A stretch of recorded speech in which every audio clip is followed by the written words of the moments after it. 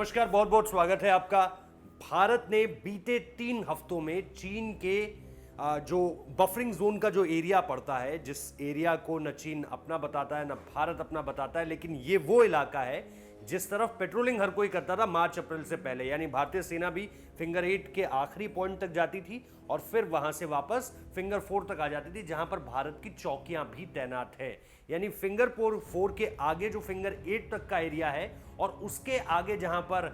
Moldo garrison पड़ता है, इस इलाके के बीच बहुत सारी ऐसी चोटियां हैं जो खाली पड़ी हुई थी और जिनके ऊपर बीते 3 सप्ताह, इसकी जो संख्या बताई जा रही है वो 6 बताई जा रही है। और ये जो खबर आई है वो बिल्कुल टॉप सोर्सेज से निकल कर आई है कि भारतीय सेना ने इन 6 अहम चोटियों पर कब्जा किया हुआ है। अब इन 6 अहम चोटियों में किन किन का नाम है वो निश्चित तौर पर आपको बताएंगे, साथ ही ये बताएंगे कि इनका रणनीतिक महत्व क्या है और सामरिक महत्व क्या है, क्योंकि दो अलग अलग बातें हैं और किस तरह से भारत को इसका एडवांटेज मिल रहा है। खास तौर पे इस वक्त पे जब मैं आपसे बात कर रहा हूं तो एक बैठक चल रही है। इस बैठक को आमतौर पर जब सेना बात करती है तो उसे मिलिट्री लेवल टॉक्स कहा जाता है, लेकिन ये जो है ये एक डिप्लोमेटिक लेवल टॉक इसलिए है क्योंकि इसमें कहीं ना कहीं डिप्लोमेटिकली चीज़ों को सॉल्व करने की कोशिश की जाएगी। दूसरी तरफ इसमें जो मध्य अक्टूबर से नए लेफ्टिनेंट जनरल होंगे 14 कॉर्प्स के, पीके मेनन, वो भी इसमें मौजूद है। यानी लेफ्टिनेंट जनरल हरिंदर सिंह तो हैं और लेफ्टिनेंट जनरल हरिंदर सिंह के अलावा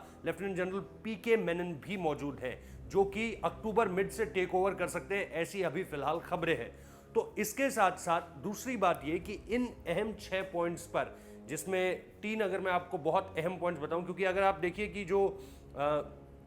काला टॉप और हेलमेट टॉप का इलाका है, सिर्फ वो एलएसी मतलब वो हमारे एरिया से उस तरफ था, लेकिन 1962 के बाद भारत ने उस पर भी कहीं ना कहीं कब्जा कर लिया। लेकिन इसके अलावा जो 3 अहम पॉइंट्स आते हैं, जिसमें मगर हिल है, जिसमें गुरुंग हिल है और जिसमें रेचिनला है, तो ये 3 बहुत अहम स्ट्रैटेजिक पॉइंट्स हैं जिन पर इस वक्त पे भारतीय सेना का कब्जा। और इसी वजह से आप देख रहे हैं कि 29 तारीख से अब तक जिस वक्त पे हम बात कर रहे हैं 3 से 4 बार फायरिंग हो चुकी है। ये स्काई फायरिंग हुई थी, हवा में गोलियां चलाई गई थी, किसी एक दूसरे पे नहीं चलाई गई थी। लेकिन 1962 के बाद से जिस तरह से अब ये हालात जो होते जा रहे हैं, उसके बाद हमने देखा था कि सिक्किम नाथुला पास में जो है 1967 में भी दोनों देश जो है वो टकराव की स्थिति में आए थे और भारत ने वहाँ पे चीन को पीछे खदेड़ दिया था। लेकिन यहाँ पर अब बीते तकरीबन 15 दिनों में आप देख रहे हैं कि किस तरह से गोलीबारी, भले ही स्काई फायरिंग हो रही है लेकिन चेतावनी के लिए फायरिंग की जा रही है, लेकिन फायरिंग होनी शुरू हो चुकी है, जो कि पहले ऐसा नहीं होता था।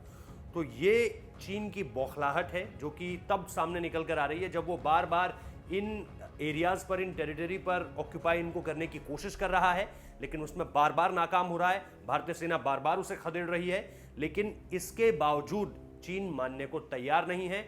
अब जबकि एक और कॉर्प्स कमांडर लेवल की बातचीत शुरू है, जिसको डिप्लोमेटिक बातचीत के नाम से भी कहा जा रहा है, देखना दिलचस्प होगा कि ये जो स्ट्रैटेजिक पॉइंट्स हैं, क्या इससे पीछे हटने की बात करेगा चाइना, क्योंकि हमारी तरफ से ये अलग अलग लेवल्स पे पहले ही कहा जा चुका है। हमारी तरफ से यानी भारत सरकार की तरफ से भी ये कहा जा चुका है, इंडियन आर्मी की तरफ से भी ये कहा जा चुका है, सीडीएस लेवल पे भी ये कहा जा चुका है कि भारत अब जिन टेरिटरी को ऑक्यूपाई कर चुका है वहां से पीछे नहीं हटेगा।